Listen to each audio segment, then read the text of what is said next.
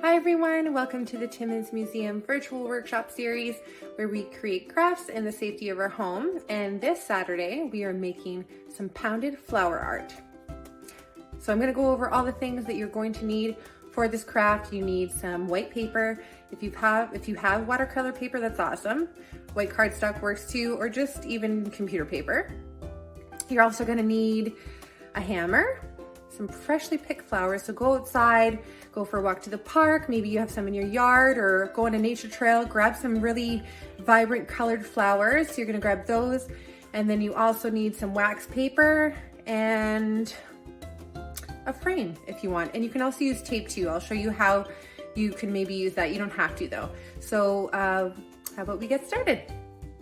Okay, so step one of doing your pounded flower art is to go outside and get yourself some flowers. So I just went in my backyard and front yard and found some of these little wildflowers that were growing, and those are what I'm gonna use. So what you have to do first is you have to arrange your cut flowers on your white piece of paper. I have a piece of watercolor paper here, but you can use cardstock, you can use just white paper, whatever you want to use. So now what you're going to do is you're going to lay your flowers down on your paper, how you would like them to look, like that.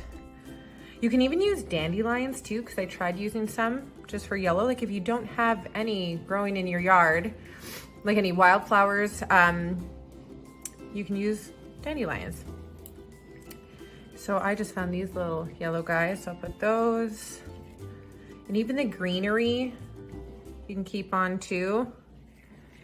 So however you want to arrange it.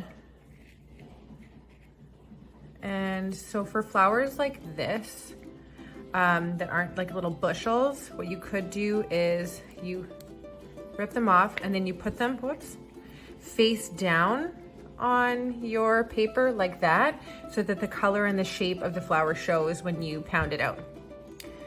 So we'll do this. I'm gonna keep some of my greenery just to add in at some other places. So I ripped off the stem of the flower and ripped it just at the very tip. You don't want to rip too close to the end where your flower's falling apart. I think I'll put one like that. This, then I got these cutie little flowers.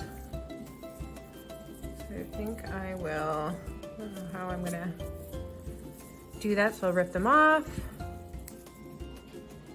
Maybe like this. We'll see how it turns out. It's gonna be kind of, you can do a little test run, and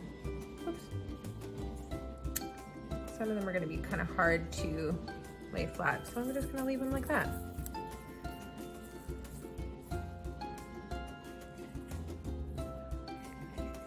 There we go. Just a few more of these.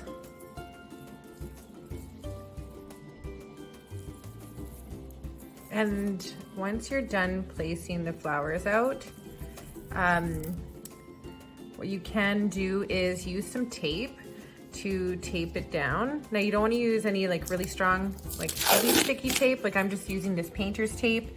And then you're just gonna lightly press down on the flower to keep it in place. You can do that, but you don't have to. You can just, after laying out everything, just put your wax paper over top of your art and the flowers, and then you're gonna start pounding, and I'll show you how to do the pounding part.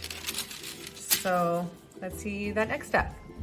Okay, so now that our flowers are placed out and I'm placing my wax paper on top of my flowers, I decided not to use the tape to keep things in place, just because I'd like to see where the flowers are and what I'm pounding on. Because you're gonna try, when you're taking your hammer and you're pounding, you're going to, if you're using flowers like with larger petals, you can avoid hitting the middle and just hitting the outside. You can try to do that. You don't have to. You just go ahead and take your hammer and you're gonna start pounding. Now, I'm working on a table here. Make sure you're not pounding too hard. You don't even really need to. It's just a little bit. And you start pounding.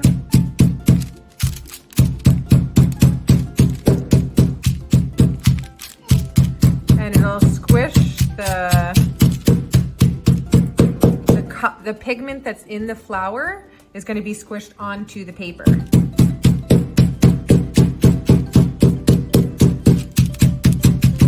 It's really cool.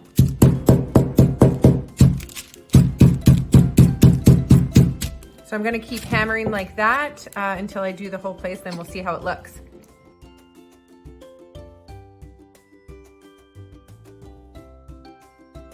Okay, so when you're done hammering the flowers, you're going to carefully remove the wax paper from your paper, and some of the flowers will stick, which is fine.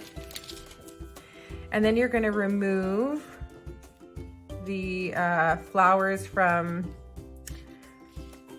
your paper. Oh, see, these ones were ones I just tested out and they didn't turn out super bright, which is fine. Now I know. And I can, you can keep going back. You can go back with some other flowers and hammer them out again. See how nice and bright these purple colors turned out? So you can go back, put some more flowers, hammer some more until you're happy with the finished product, which I think I'm gonna do because I want more color than this. So you just remove all the dried flowers. So I don't see, these ones turn kind of brown, which is fine. Okay, so what I would do right now is go back and put some more flowers, do the wax paper and hammering again. And then once you're done and you're happy with the way that it looks, you're gonna set your paper in a cool, dry area and let it dry completely.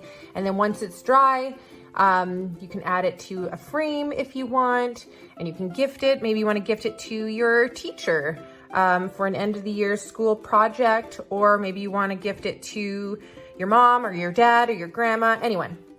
And yeah, so I hope you enjoyed yourself, and I would love to see some photos. Okay, so that concludes our workshop for our pounded flower art. So I really hope that you enjoyed yourselves and that you guys created some really awesome art pieces. Please do share with us your work. We do love to see it with just posting it with hashtag Timmins Museum, or you can even send it to us on Facebook or by email at museum@timmins.ca. So thanks, and we look forward to seeing you again in 2 weeks.